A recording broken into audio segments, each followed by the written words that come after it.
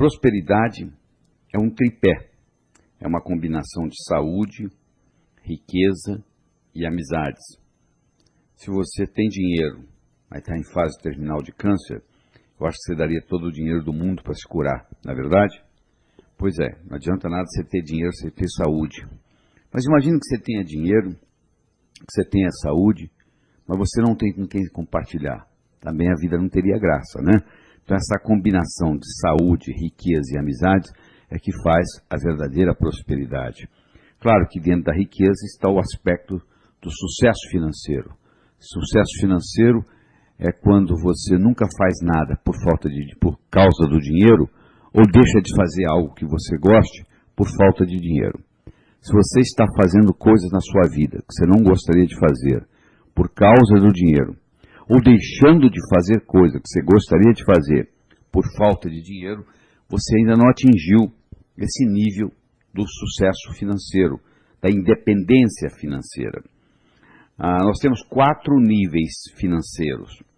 O nível 1 é o nível da sobrevivência. A própria palavra já diz, você está sobrevivendo, você está ganhando hoje o que você gastou ontem, ou seja, você está gastando mais do que você está ganhando. O nível 2 financeiro é o que eu chamo trocando 6 por meia dúzia, ou seja, você está gastando aquilo que você está ganhando, não sobra nada. O nível 3 é o debaixo do colchão, você consegue ganhar mais do que gasta, só que você não sabe como fazer essa sobra render para você. Você coloca ela, entre aspas, debaixo do colchão. E, finalmente, você adquire a independência financeira, que, infelizmente, somente 5% da população no mundo tem essa independência financeira. Então, o que nós vamos discutir aqui é como você adquirir a consciência da prosperidade para você fazer o dinheiro trabalhar para você, em vez de você trabalhar para o dinheiro. A consciência da prosperidade permite você viver nesse universo sem esforço, com ou sem dinheiro. É mais fácil você fazê-lo com dinheiro do que você fazê-lo sem dinheiro. Mas existem pessoas que vivem nesse mundo de uma forma muito boa, sem necessariamente terem dinheiro. Mas não é esse o caminho que nós estamos escolhendo aqui. Nós estamos escolhendo o caminho da prosperidade, onde você aprenda a gerar riquezas. E para você aprender a gerar riquezas, você tem que, antes de mais nada, entender a roda da abundância. A prosperidade na sua vida é diretamente proporcional à velocidade com que a roda da abundância gira na sua vida. E você deve estar perguntando, por que a roda da abundância não gira numa velocidade maior na minha vida? Ela talvez não gire por bloqueios emocionais, que é uma das razões, você pensar que dinheiro é sujo, que gente rica não entra no céu, que é mais fácil um camelo passar pelo fundo de uma agulha do que um homem rico entrar no céu, ou por ignorância às leis da riqueza, ganhar, gastar, economizar e investir, que são leis universais que funcionam em qualquer lugar, que deveriam ser ensinadas já no jardim da infância, mas que a maioria nasce, vive e morre e não aprende com elas. E a matemática financeira, tão importante se aprender a mexer com os números. Existe uma doença disseminada no mundo chamada logicofobia, que é adquirida, eu acredito, no jardim da infância, onde a pessoa não gosta de lidar com o número. Se você tem dificuldade de lidar com um número, dificilmente você vai ser um milionário, porque milionário requer o conhecimento de números. Então, o que nós vamos fazer aqui é mostrar para você, primeiro, como é que você pode remover esses bloqueios emocionais. Imagine a seguinte situação: você tem 6 anos de idade, você está jantando com seus pais, seus irmãos, o seu pai provavelmente sentado na cabeceira da mesa, dizendo o seguinte: eu prefiro ser pobre e honesto do que rico e desonesto. É preferível ser pobre e honesto do que rico e desonesto. Você com 6 anos de idade, você não vai levantar a mão e arguir com seu pai, que você conhece pobre honesto, pobre desonesto, rico honesto, rico desonesto, e consequentemente, pobreza, riqueza, honestidade e desonestidade não tem correlação. Você não tem essa experiência para arguir com seu pai. Você simplesmente absorve aquilo, isso passa a ser parte da sua estrutura psicológica. 25, 30 anos depois, você começa a ganhar dinheiro, o que é que você faz? Você faz uma autossabotagem. Ninguém quer ser intitulado de desonesto. Então, se você se acha desonesto porque você está ganhando dinheiro, você arruma um jeito de perder esse dinheiro para você continuar honesto. Tem gente que carrega isso a vida inteira. Então, as nossas crenças têm como finalidade única se perpetuarem.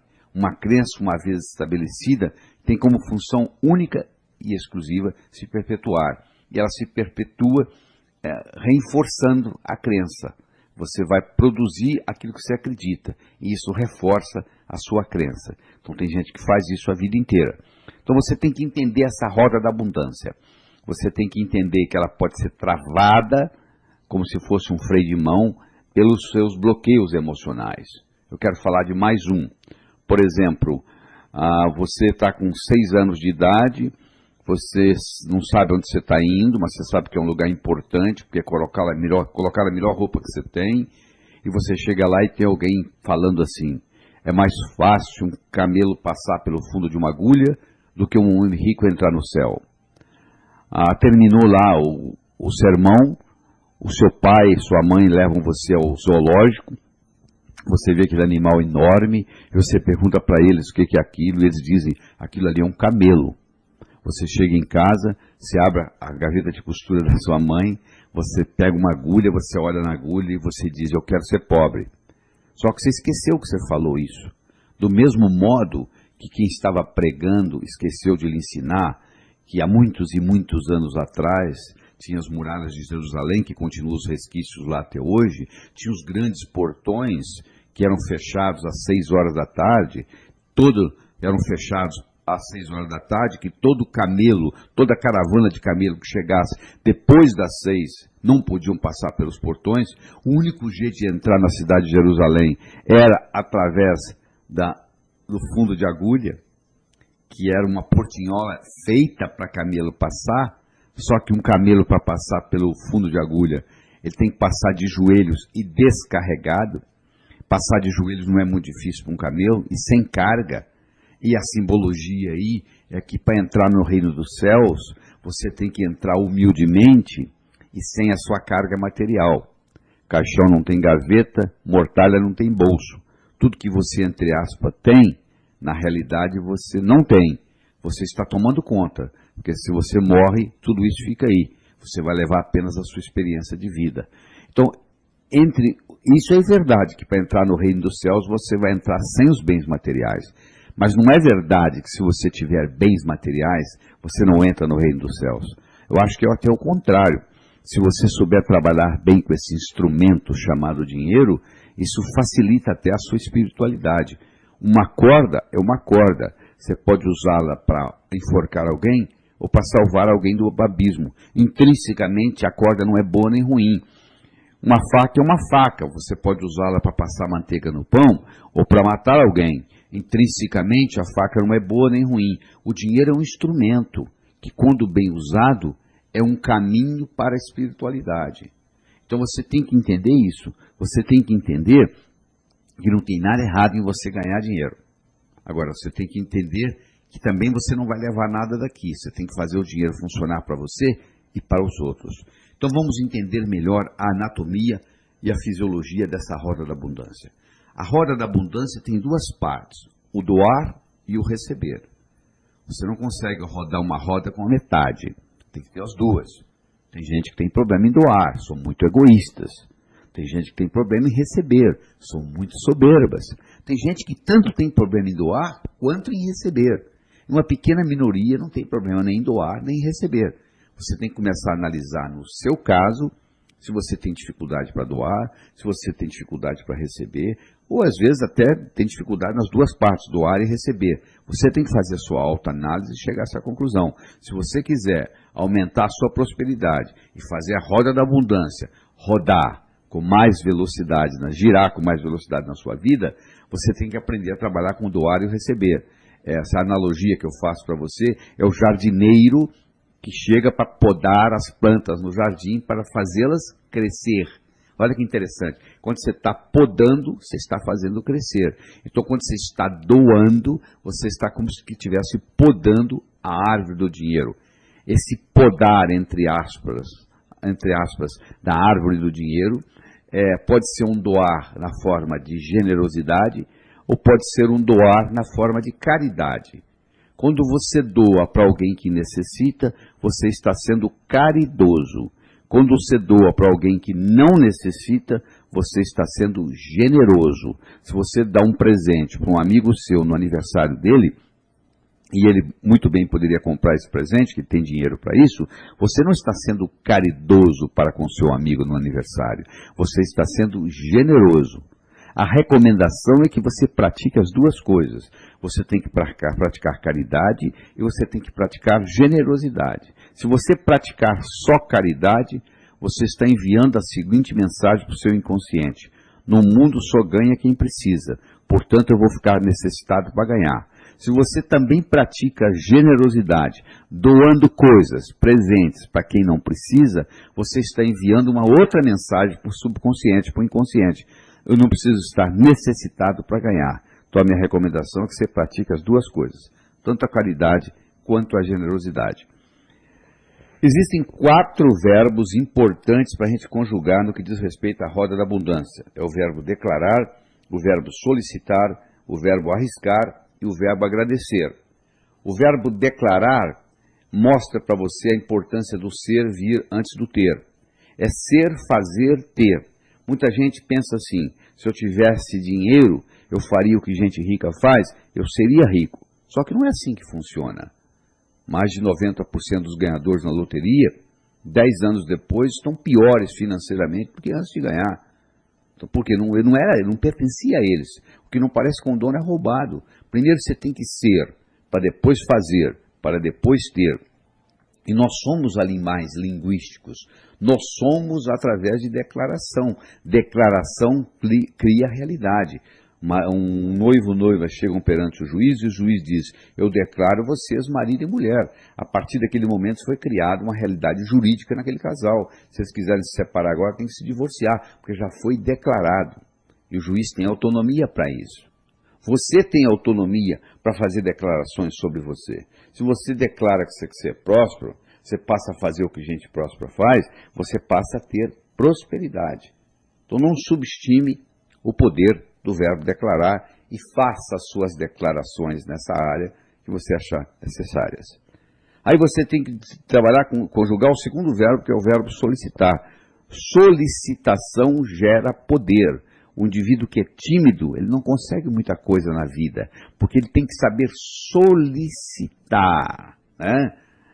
Aquele ditado: quem não chora não mama. Você tem que saber solicitar do universo, você tem que saber solicitar de Deus, você tem que fazer a sua solicitação, o que você quer. Terceiro, você tem que aprender a arriscar. Se você não estiver disposto a arriscar, é difícil você ser próspero e enriquecer. Elizabeth Kubler-Ross era uma psicóloga suíça que morou a vida toda nos Estados Unidos e que dava um curso ensinando a pessoa a morrer de 10 dias, e no último dia ela dava uma prova para ver se você estava realmente preparado para morrer. E nessa prova tinha uma pergunta que todos respondiam da mesma forma. A pergunta era a seguinte: se você tivesse que viver a sua vida de novo, o que você faria diferente? Todos respondiam a mesma coisa: arriscaria mais. Você que está aí me escutando, quando você tiver 90, 95 anos, e alguém lhe fizer a pergunta: se você tiver que viver a sua vida de novo, o que você faria diferente? Você também irá responder: arriscaria mais. Arriscar mais não é fazer besteira, é um risco calculado. O trapezista no circo, ele larga um trapézio para pegar o outro, mas ele dá uma olhadinha para ver se o outro trapézio está vindo. Mas naquele período que ele largou um para pegar o outro que já está vindo, ele passa por um momento de vulnerabilidade. Então tem gente que passa a vida inteira não querendo ficar vulnerável em momento nenhum, brigando por entre aspas, segurança, que na realidade não existe, né? Não existe segurança na vida, apenas oportunidades. Então você tem que conjugar mais na sua vida o verbo arriscar. E finalmente você tem que trabalhar com o verbo agradecer. Gratidão é a mãe de todas as outras virtudes. Se você observa, as pessoas em geral estão reclamando daquilo que tiveram e perderam, ou daquilo que gostariam de ter e não obtiveram ainda. Raramente se encontra uma pessoa dizendo assim, eu gostaria de ter isto e tenho, eu não gostaria de ter aquilo e não tenho, eu gostaria de ter uma boa família e tenho, eu não gostaria de ter câncer e não tenho. Então você tem que aprender a agradecer aquilo que você tem para obter mais daquilo que você quer. Essa é a grande verdade. A gratidão funciona como um sistema de retroalimentação num processo cibernético.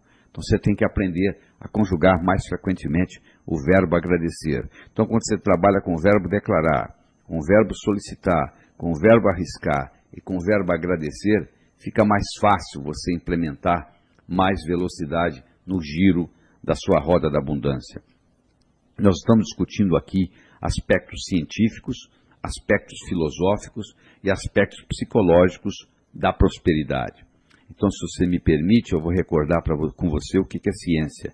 Ciência é o estudo da causa e efeito dos fenômenos naturais. Quando você está estudando causa e efeito, você está fazendo um estudo científico. Filosofia é o estudo dos pensamentos. E psicologia é o estudo do efeito dos pensamentos no comportamento das pessoas. Então nós vamos estar trabalhando aqui tanto aspectos científicos, quanto aspectos filosóficos, quanto aspectos psicológicos. Nós estamos desenvolvendo modelos. Então, por exemplo, a mente, você pode ter a mente como um modelo, onde a mente tem duas partes, o pensador e o provador. O pensador pensa, o provador prova. O pensador só pensa, não faz mais outra coisa, ele pensa. E o provador pensa o que o pensador provou. Se você vem pensando assim, dinheiro é difícil, você está certo, dinheiro é difícil. Se você vem pensando dinheiro é fácil, você também está certo, dinheiro é fácil. Henry Ford dizia o seguinte, se você pensa que pode, ou se você pensa que não pode, de qualquer jeito você está certo. Essa é a grande realidade. De qualquer jeito você está certo.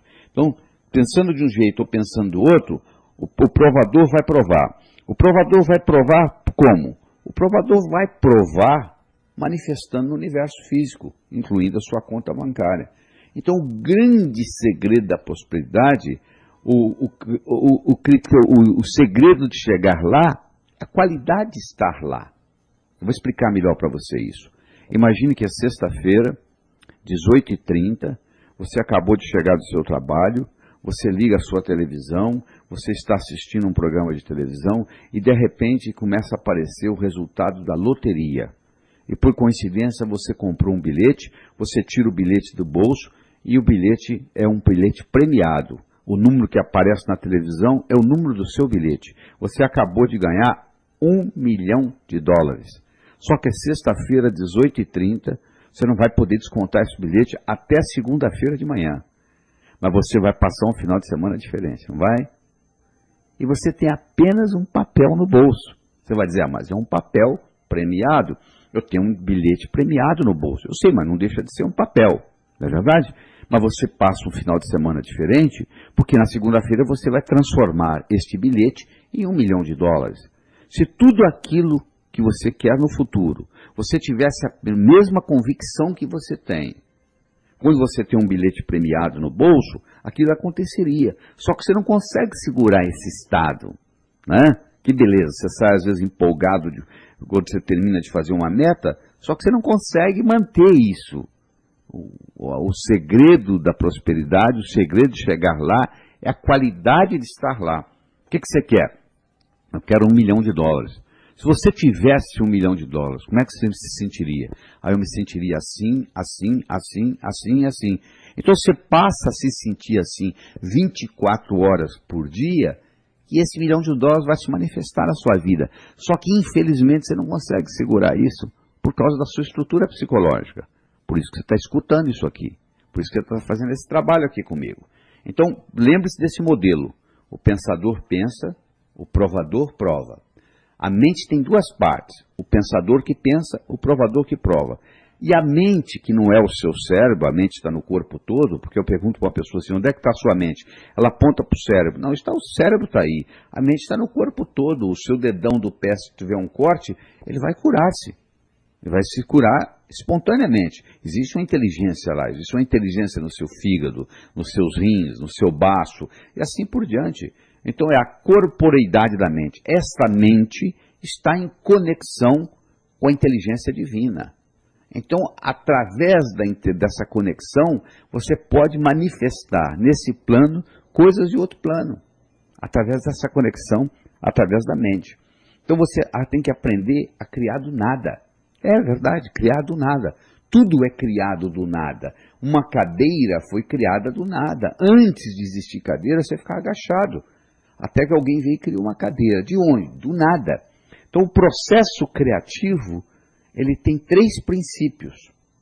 O princípio da autoanálise, o princípio de sugestões e o princípio de metas.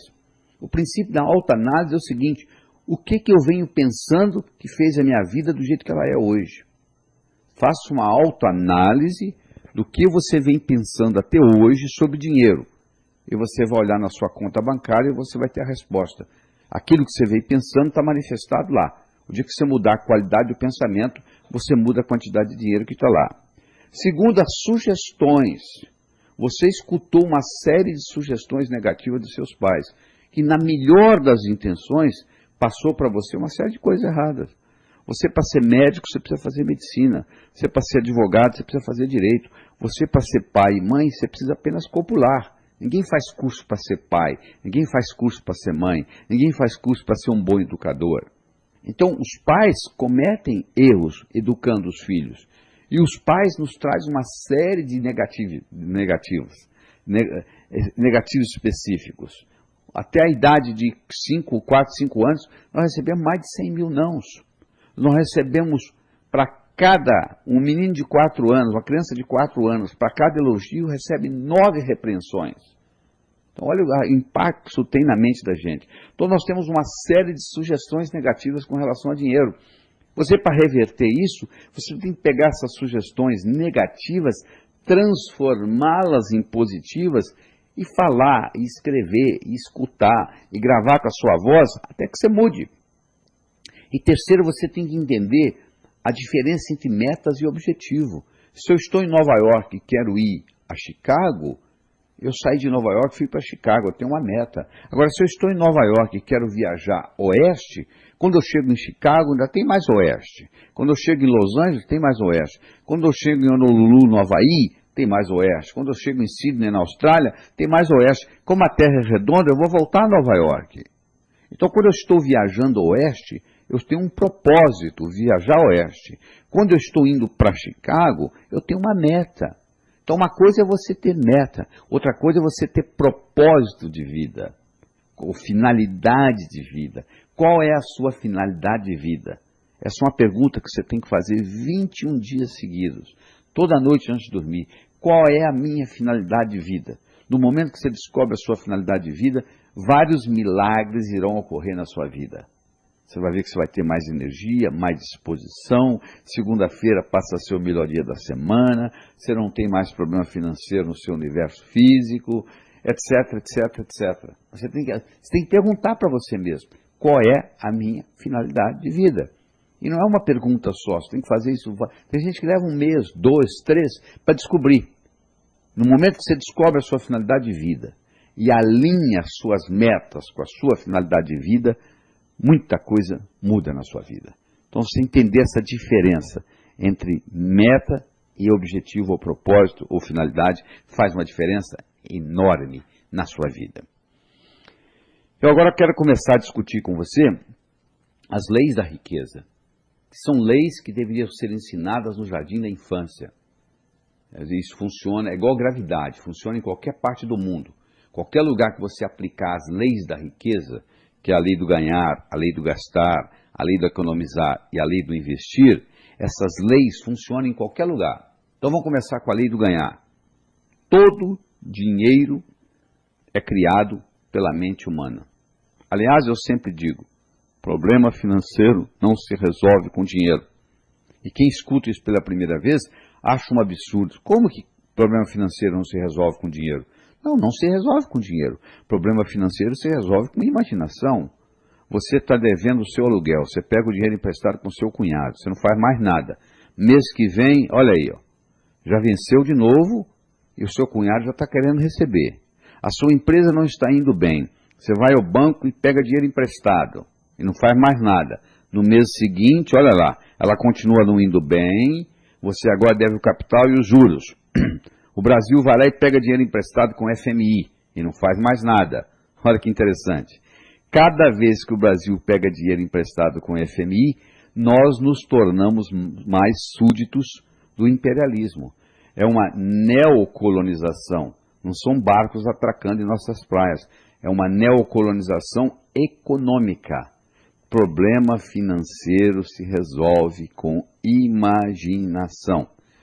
Tudo que existe no universo físico, pode olhar aí, onde você está escutando esse material, olha aí, escolha o que você quiser. Esse objeto que você escolheu, primeiro passou pela mente de alguém. Primeiro passa pela mente da pessoa, para depois chegar no universo físico. O processo criativo ele é duplo. Ele primeiro acontece na mente. A riqueza é a mesma coisa. Você acha que você vai andando na rua e um dia a riqueza vai cair na sua cabeça? Não, não é assim que vai funcionar. Você primeiro tem que criar essa riqueza na cabeça. Essa é a lei do ganhar. A segunda lei é a lei do gastar. O valor do dinheiro é determinado pelo comprador e vendedor em cada transação. Isso é importante você entender isso. Você está lendo o jornal domingo de manhã. Está o anúncio lá de um carro que você gostaria de comprar, só que está caro. Vai lá ver, você não sabe. Pode ser que a viúva lhe venda pela metade no preço, porque você vai cuidar do carro tão bem quanto o seu falecido marido. Você não sabe o que vai acontecer. O valor do dinheiro é determinado pelo comprador e vendedor em cada transação. Imagine que você esteja navegando no Rio Negro, o seu barco afunda, você tem uma mochila com $10.000. E os $10.000 estão sequinhos, protegidos dentro da mochila. Você encontra um índio que tem uma canoa e você quer que ele te leve 10 quilômetros rio abaixo. E você dá para ele os $10.000. Ele nunca viu dinheiro, quanto mais dólar. Você acha que ele vai fazer isso? Não. Agora, se você estivesse em Miami e desse $10.000, o cara te levava 100 quilômetros rio acima. O valor do dinheiro é determinado pelo comprador e vendedor em cada transação. E quem enriquece não é quem ganha muito, é quem sabe gastar. Se você ganha R$20.000 por ano e gasta 19, no final do ano sobrou 1. Se você ganha R$100.000 por ano e gasta 110, no final do ano você deve 10. Interessante, a sociedade bate mais palmas para quem ganha 100 e gasta 110 do que para quem ganha 20 e gasta 19. Não é verdade? Só que quem ganhou 20 e gastou 19 terminou com 1. E quem ganhou 100 e gastou 110 terminou devendo 10. Está numa situação muito pior. Então você tem que aprender a gerenciar suas despesas, que nós vamos discutir um pouquinho mais para frente. Terceiro, é a lei do economizar. É você saber economizar. Primeiro criando o conceito que eu chamo de dízimo pessoal. Você tem que pegar 10% que você ganha e guardar para você. Você já observou o que acontece? Chega no final do mês, você paga todo mundo. Você só não paga uma pessoa. Você que ganhou. Interessante, né? Você paga o dentista, a prestação do carro, a universidade. Você só não paga a escola das crianças. Você só não paga uma pessoa. Você que ganhou. Isso tem que ser revertido. Você tem que fazer o dízimo pessoal. Você tem que pegar 10% e guardar. Se você estiver pensando assim, mas eu já ganho tão pouco, bom, se você ganha pouco, 10% não é quase nada. Em outras palavras, você pode viver com 90% que você ganha, porque tem gente que vive com muito menos que você ganha. Então você pode viver com 90%. Quando você começa a economizar esses 10%, ocorre uma mágica na sua vida, porque você está enviando para o subconsciente a seguinte mensagem: eu vivo num universo abundante, tenho o suficiente e sobra. O seu subconsciente começa a viver um ambiente de prosperidade. Isso é muito importante. E se você está pensando assim, mas eu já ganho, eu já guardo 40%, ótimo, mas separa os 30 dos 10, porque esses 10 vão criar um imã de dinheiro. A palavra dízimo vem de 10. Em todas as religiões do mundo, o dízimo é 10%, porque da Cábala, O 10, o 1 significa criatividade, iniciar, e o 0 significa mais. Então você tem esses 10% que você vai economizar de dízimo pessoal, esse dinheiro você nunca pode usá-lo em nada perecível ou roubável. Você tem que guardar até um certo ponto, e aí você compra uma propriedade, um lote, o que seja. Mas você não pode comprar em coisas perecíveis ou roubáveis, porque isso vai criar o imã do dinheiro. Se você abrir a torneira da sua casa, sai água. Para onde que vai a água? Vai para o esgoto. O esgoto vai para o rio. O rio vai para o mar. Para onde vai a água, então? Para onde tem água. E ódio, para quem tem ódio. E amor, para quem tem amor. E dinheiro, para quem tem dinheiro. O dinheiro não vai para o pobre. O dinheiro vai para quem tem dinheiro. Você vai no banco e fala para o gerente, pelo amor de Deus, eu estou apertado e me empresta dinheiro. Ele diz, não, para você não. Mas se você chega lá e prova para ele que você não precisa de dinheiro, ele vai querer lhe oferecer um empréstimo, porque o banco, afinal, vive de juros. Olha que interessante. O crédito é paradoxal. Quem precisa não tem. Quem não precisa tem. Então, dinheiro atrai dinheiro, semelhante atrai semelhante. Se eu começo a criar um imã de dinheiro, eu começo a atrair mais dinheiro. Por isso que o dízimo é importante, esse dízimo pessoal que você tem que fazer. E vem depois a parte do investir. O investimento é fundamental. A maioria dos brasileiros não sabe investir. O investir, você faz o dinheiro trabalhar para você, em vez de você trabalhar por dinheiro. O investir tem que ter legalidade, você não vai investir na distribuição de cocaína, você tem que investir numa coisa legal, que tenha legalidade, você vai investir aí você vai buscar se tem mais ou menos rentabilidade, mais ou menos segurança, mais ou menos liquidez. Rentabilidade, segurança e liquidez são os 3 pontos-chave de um investimento. Tem dinheiro que você vai deixar lá mais a longo prazo, você não está preocupado com a liquidez, mas você está preocupado com a segurança ou com a rentabilidade. Tem dinheiro que você precisa de mais liquidez. A rentabilidade talvez não seja tão alta, mas você pode tirar a hora que você quiser. Às vezes você coloca um dinheiro na poupança e você pode ir lá e tirar o dinheiro a hora que você quiser. Mas se você compra uma casa, você não pode querer vender a casa, pode ser que você não encontre comprador no dia que você quer vender a casa. Então já não tem a mesma liquidez de uma caderneta de poupança. Aí você vai ter que decidir aí se é mais ou se é menos. Mas só trabalhar com as leis da riqueza não é o suficiente. O ganhar, o gastar, o economizar, o investir é muito importante. Você tem que estar preocupado com isso.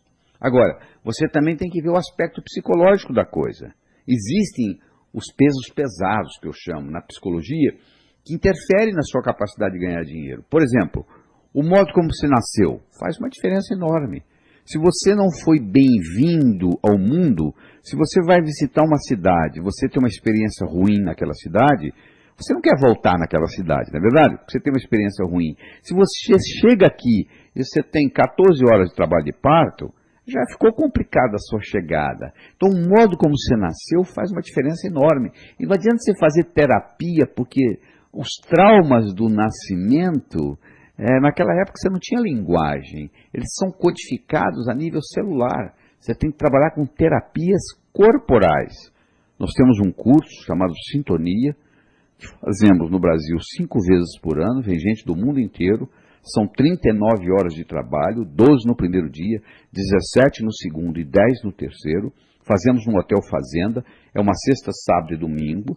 E as pessoas vêm, fazem essa sintonia e na primeira noite nós transformamos a sala, que é enorme, num grande útero, onde nós colocamos uma música alta, que foi gravada em Atlanta, Geórgia, por um dispositivo colocado dentro do útero de uma mulher grávida. Então o som que você escutava quando você estava no útero da sua mãe é jogado naquela sala.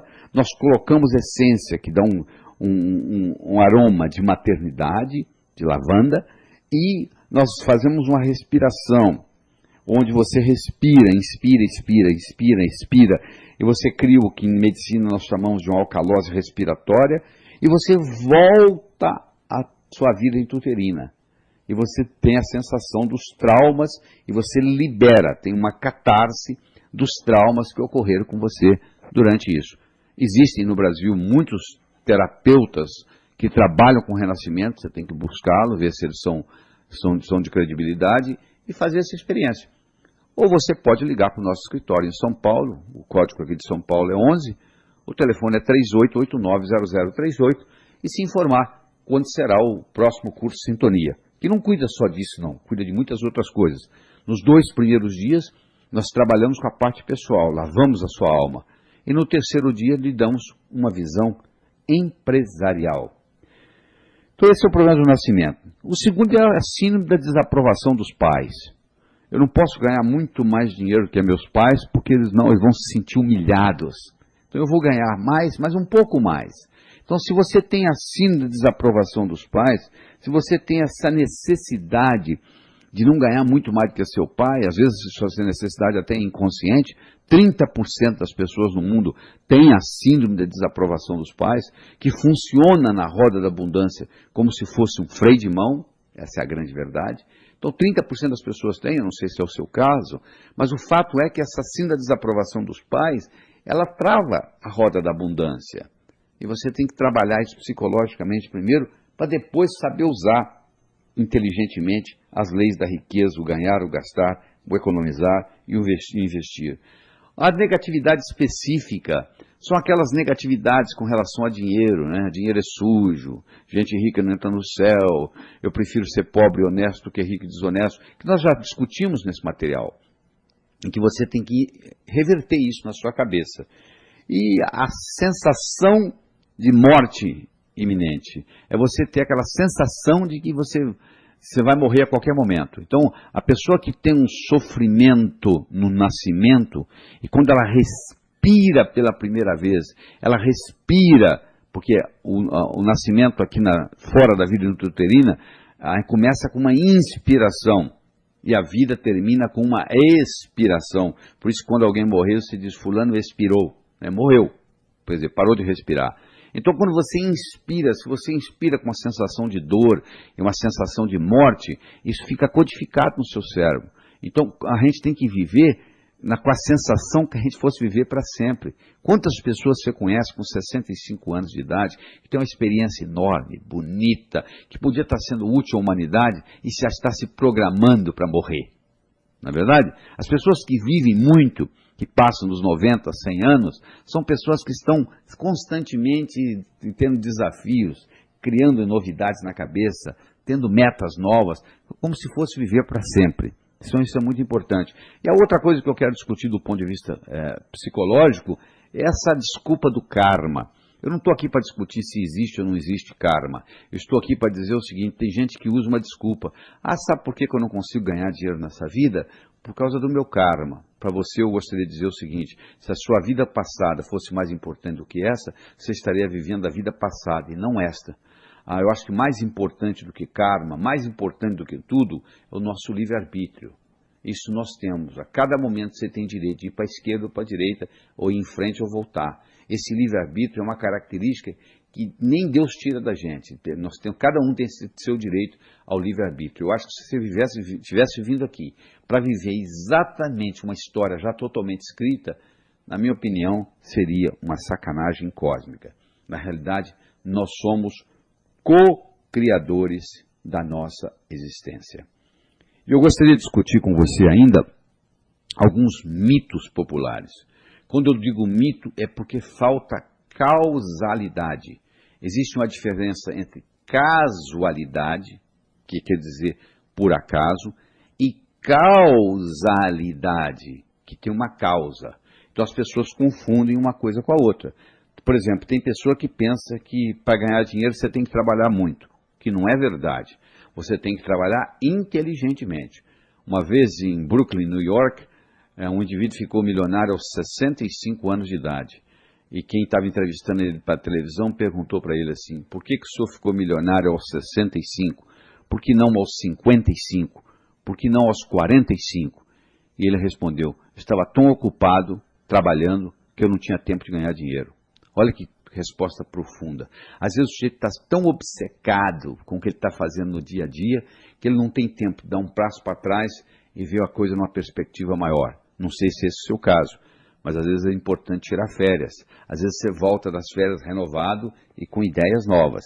Então às vezes você está trabalhando muito e não está saindo do lugar. Então você tem que dar uma checada nisso. O outro mito é que eu não posso ganhar dinheiro e me divertir ao mesmo tempo. O sujeito fala assim, durante a semana eu trago o leite das crianças, agora sábado e domingo eu faço o que eu quero. Meu amigo, o que você faz por diversão, alguém faz por profissão. Isso eu posso lhe garantir. Eu não sei qual é o seu hobby, mas eu posso lhe garantir que aquilo que você faz por diversão, alguém faz por profissão. O que você gosta de fazer? Jogar tênis? Tem gente que é instrutor de tênis. Então, o ideal é você pegar um hobby, transformá-lo em profissão. Nunca mais você vai trabalhar. Você vai estar sempre se sentindo de férias. Então, o ideal é você ter uma profissão que você não precisaria receber para estar feliz. E cobrar, e fazer aquilo. Aí você vai estar sempre satisfeito, porque vai estar fazendo o que você gosta. Você tem que fazer o que você gosta e gostar do que você faz. Tem que ser as duas coisas. Porque por melhor que seja o que você está fazendo, esse é o filé mignon. Sempre vão ter outras coisas. Eu adoro dar conferências, mas eu tenho que viajar pelo mundo dando conferências. Nem sempre é agradável estar esperando voos atrasados nos aeroportos. Mas quando eu começo a ficar chateado com isso, eu me lembro o seguinte: opa, isso faz parte da minha vida, eu quero ir lá, então isso aqui é o preço que eu estou pagando. Aí fica mais ameno, aí eu vou ler um livro de uma forma mais agradável na sala VIP, esperando pelo voo que está atrasado. Então eu tenho que incorporar o seguinte: eu não vou poder trabalhar com filé mignon o tempo todo. Mesmo fazendo o que eu gosto, vai ter coisa que eu não vou gostar tanto, mas eu tenho que gostar daquilo que eu estou fazendo, porque aquilo me complementa para outro. Terceiro mito é a ocupação. Sabe por que eu não ganho dinheiro? Porque eu não tenho a profissão do meu irmão. O que seu irmão é? Meu irmão é médico. Meu amigo, eu conheço médico pobre, médico rico, advogado pobre, advogado rico, contador pobre, contador rico, artista pobre, artista rico, jornalista pobre, jornalista rico. Você também. Em qualquer profissão, você vai encontrar pessoas pobres e pessoas ricas. Então não culpe a ocupação. Você pode fabricar agulha e ser milionário. Não é a ocupação que vai determinar, é o modo como você vai fazer isso. O outro mito é o seguinte: eu não posso ganhar dinheiro porque não tenho uma boa formação. Esse é um outro mito popular. Eu quero lhe dizer o seguinte, que os homens mais ricos do mundo, em geral, não eram eruditos. Thomas Edison teve 3 meses de educação formal, Henry Ford, segundo ano de ginásio, o Bill Gates, que tem 3 recordes mundiais, acumulou 100 bilhões de dólares, o maior na toda a história da humanidade, fez isso num período recorde de 12 anos, e foi o homem mais jovem e mais rico do mundo, com 32 anos de idade. Ele próprio saiu para montar a Microsoft. Então, essa desculpa de que você não teve um curso superior não justifica nada. Pelo contrário, as pessoas que são demasiadamente intelectuais acabam não conseguindo pagar as contas no final do mês. Se você tem um parente, um conhecido, um vizinho que é muito intelectual, a família acaba ajudando ele para pagar as contas. Então, eu não estou desestimulando você a estudar. Eu estou dizendo que o estudo por si não é suficiente. Você não faz um bolo só com farinha, nem só com manteiga, nem só com ovos. São ingredientes. O estudo, o conhecimento pode ser até um ingrediente, mas só ele não resolve. Se fosse assim, os intelectuais todos seriam milionários. Não é verdade? Então isso é um mito popular. Outro mito popular é que, mas não tem dinheiro suficiente para todos. O Brasil está só crescendo, poxa. O poder aquisitivo da humanidade hoje é 4 vezes 10 elevado a 15 bilhões de dólares. Então, olha só, como é que você explica isso? Na época da caverna, qual era a riqueza mundial? Praticamente nada. Agora você pega o produto interno bruto hoje no mundo, que é um absurdo, foi criado de quê? Pela mente humana. Então, é aqui no Brasil sim que nós temos que conversar nisso, porque se eu for falar de prosperidade lá na Suécia ou lá na Suíça, eles vão rir de mim. Você vai lá, está tudo pronto. Aqui está tudo por fazer. Então, esse aqui que é o nosso paraíso das oportunidades. Todo estrangeiro que morou no Brasil sai daqui com o seguinte conceito: o Brasil é o paraíso das oportunidades. Só o brasileiro que não consegue ver isso. Então é aqui sim que eu tenho que falar, Porque primeiro e terceiro mundo não tem nada a ver com geografia, não tem nada a ver com topografia. Tem a ver entre o que você carrega entre o seu ouvido esquerdo e o seu ouvido direito. Então é importante você entender tudo isso. E é importante você entender o aspecto do ímã de dinheiro. Esse conceito que nós passamos para você do dízimo pessoal. Então olha só, nós já cobrimos muitas ideias aqui.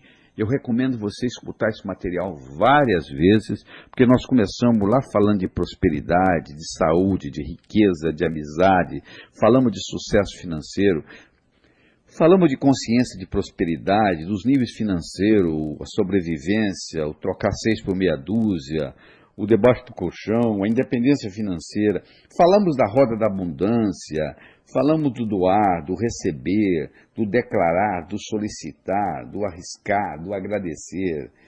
Abordamos o aspecto da ciência, da filosofia, da psicologia. Apresentamos aquele modelo de mente, do pensador e do provador. O pensador pensa, o provador prova o que o pensador está pensando. Se você muda o seu pensamento, você muda a sua vida. Mostramos o processo criativo, onde você passa a ser co-criador da sua existência, onde você tem o princípio da autoanálise, você tem o princípio das sugestões, você tem o princípio de metas. Fizemos a diferença entre objetivo e meta. A meta é Chicago, o objetivo, o propósito é você viajar oeste, que você nunca vai chegar, você só cumpre o seu propósito na hora que você morrer. Se você estiver vivo, significa que você ainda está trabalhando com o seu propósito.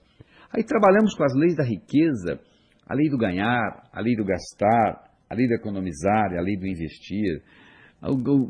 Toda a riqueza é criada pela mente humana. Você não vai caminhar na rua e a riqueza vai cair na sua cabeça. Se você quer enriquecer, você tem que aprender a criá-la você mesmo. Falando da lei do gastar, o valor do dinheiro é determinado pelo comprador e vendedor em cada transação. Mostramos que o que vale para um não vale para o outro. Falamos da importância da economia, de você saber economizar, de você separar os 10%, de você trabalhar com a generosidade, de você trabalhar com a caridade. Falamos a importância do investir, você colocar o dinheiro trabalhando para você, em vez de você trabalhar por dinheiro. Falamos da importância da liquidez, da rentabilidade, da segurança e, claro, da legalidade do seu investimento. Abordamos os aspectos psicológicos da prosperidade, falamos da importância dos traumas de nascimento que você tem que liberá-los com terapia que chama Rebirthing, criado pelo Leonard Orr, um discípulo de Freud. Falamos sobre karma. Aí discutimos mitos, uma coisa é casualidade, outra coisa é causalidade, que não são sinônimos. Trabalhar muito não é causa de riqueza, eu trabalho muito, então não é que eu não estou dizendo você para não trabalhar, mas acontece que só trabalhar não é suficiente, você deve procurar uma coisa que você gosta e fazer do seu hobby, a sua profissão. Mais importante que a sua erudição é a sua competência de ação. Não adianta você estudar muito o que está no livro, você tem que colocar a coisa em prática. E você tem que, a sua formação não necessariamente o fato de você ter um nível superior, deixar de ter um nível superior, você vai ganhar mais ou menos dinheiro. E o universo é um lugar potencialmente abundante. Eu quero terminar aqui com a história. Era uma vez, no inferno, Lúcifer estava muito preocupado porque estava havendo uma crise, o número de pecadores estava diminuindo. Ele convocou uma reunião de marketing e começou a discutir e escutar conselhos e opiniões do pessoal. E um capeta mais antigo levantou a mão e disse: eu acho que lá na Terra nós temos que fazer o sujeito gastar mais. Porque para gastar mais ele vai ter que ganhar mais. Para ganhar mais ele vai ter que trabalhar mais. Ele vai trabalhar, ganhar, gastar, trabalhar, ganhar, gastar. A vida vai passar e não vai fazer nada, vai terminar aqui. Não vai evoluir. Aí o Lúcifer falou: sua opinião é muito boa, mas eu quero escutar outros. Um outro capeta levantou a mão e disse: eu acho que lá no planeta Terra a gente deve fazer o ser humano só gostar do outro, só se preocupar com o outro, só fofocar sobre o outro, só cuidar do outro, não ter amor próprio, não cuidar de si próprio, não evoluir e terminar aqui. E o Lúcifer disse: a sua opinião também é boa, mas eu quero escutar mais. E um capetinho estagiário, um diabinho estagiário levantou a mão. Lúcifer olhou para ele com a cara feia, perguntou o que ele queria. Ele disse: eu quero dar uma opinião. Disse: qual é a sua opinião? Por que a gente não faz no planeta Terra o ser humano ter a pensar que ele vai viver para sempre? E Lúcifer então perguntou, e o que tem a ver pensar que vai viver para sempre e vir para o inferno, vir para o inferno? Ele disse, o sujeito vai pensar que vai viver para sempre, ele vai deixar o importante para amanhã, para amanhã, para amanhã, a vida vai passar, ele não vai fazer nada, não vai evoluir, vai terminar aqui. Diz que a face de Lúcifer se iluminou, ele disse, é isso que nós vamos fazer. Sabe o que o diabo fez? Ele colocou na mente de cada um de nós a semente da eternidade. Você pensa que seu primo vai morrer antes de você, que seu vizinho vai morrer antes de você, que seu chefe vai morrer antes de você, mas você não. Você vai ficar aqui para a eternidade. Aí sabe o que você faz?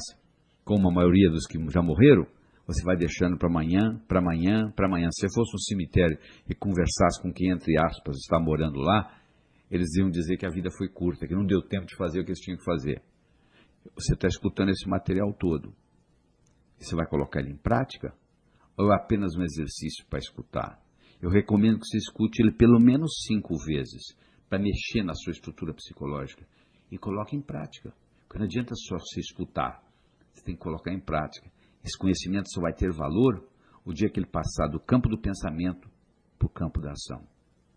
Eu espero que novos caminhos se abram à sua frente, que o vento sopre levemente às suas costas, que o sol brilhe suave e morno no seu rosto, que a chuva caia de mansinho em seus campos. E até que nos encontremos de novo, que Deus lhe guarde nas palmas de suas mãos. Até logo.